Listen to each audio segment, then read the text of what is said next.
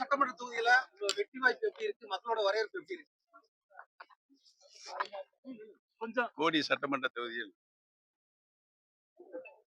மாண்புமிகு கழக தளபதி அவருடைய தலைமையிலான மதசார்பற்ற முற்போக்கு கூட்டணியின் வெற்றி வேட்பாளராக நான் இன்றைக்கு மனு தாக்கல் பண்ணியிருக்கிறேன். வெற்றி வாய்ப்பு தமிழ்நாடு முழுவதும் மதசார்பற்ற கூட்டணியின் சார்பாக போட்டியிடுகின்ற அனைத்து வேட்பாளர்களும் உறுதியாக மகத்தான வெற்றி பெறுவார் என்பதை தெரிவித்துள்ளேன். போடி தொகுதி மக்களுக்கு தவிர ஏதாவது ஒரு முக்கிய பொறுப்பு நிறைவேற்ற மாதிரி பொய்யா திட்ட அறிக்கைகள் வச்சிருக்கீங்களா? போடி தொகுதி மக்களுக்கு செய்யற மாதிரி. ஏற்கனவே நான் போடி நாயக்கர் சட்டமன்ற தொகுதியில் 3 முறை வெற்றி பெற்றிருக்கிறேன்.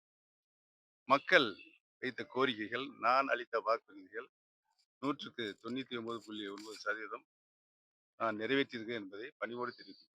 ஆர்பி உதயகுமார் பாத்தீங்கன்னா போடிக்கு வந்திருந்தாரு. போடிக்கு வந்திருந்தப்ப சொன்னாரு, அதாவது அதிமுக கிடைக்கக்கூடிய வெற்றி உங்களை போன்று யாரும் நடக்கக்கூடாதுங்கிற விஷயமா அமையும்னு சொல்லியிருக்காரு. அந்த ஆர்பி உதயகுமார் அதிமுகவுக்கு இந்த போடி சட்டமன்ற தொகுதியில கிடைக்கக்கூடிய வெற்றி பாத்தீங்கன்னா இனிமேல் அதிமுக உங்களை போன்று எதுவும் பண்ணக்கூடாதுங்கிற மாதிரி அமையுங்கிறது சொல்லியிருக்காரு.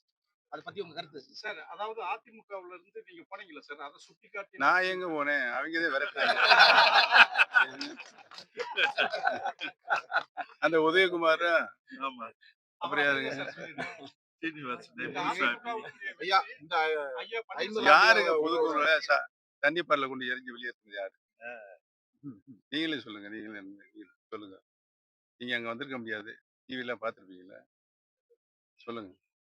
50 ஆண்டு கால அதிமுகவின் அரசியல் வாழ்வு, அதுல 25 ஆண்டு கால ஒரு சட்டமன்ற உறுப்பினர், அமைச்சர் பன்முகம் கொண்ட இந்த ஓ பன்னீர்செல்வம் அவர்கள் தற்போது முதன்முறையாக திமுக சார்பில் வேட்புமனு தாக்கல் செய்திருக்கிறார். அதை பத்தி எப்படி ஃபீல் பண்றீங்க?